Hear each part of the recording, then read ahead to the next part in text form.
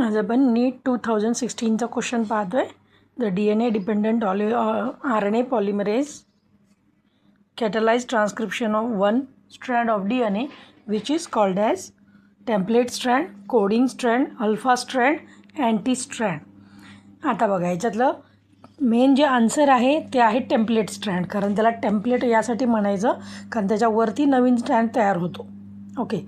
Coding strand हा जो शब्द आहे तो त्या अपोजिट स्ट्रँडला म्हणलं जातं जो कधीही कॉपी होत नाही किंवा तो कधीही कोड होत नाही, त्याला कोडिंग स्ट्रँड म्हटलेलं आहे. उलटं आहे थोडंसं. ओके. अल्फा स्ट्रँड DNA एक्झिस्टच करत नाही. अँटी स्ट्रँड परत त्या अपोजिट स्ट्रँडलाच अँटी स्ट्रँड म्हणलेलं आहे जो की कधीही कोड होत नाही. So what should be your answer? That is template strand. DNA dependent RNA polymerase catalyze transcription of one strand of DNA which is called as template strand.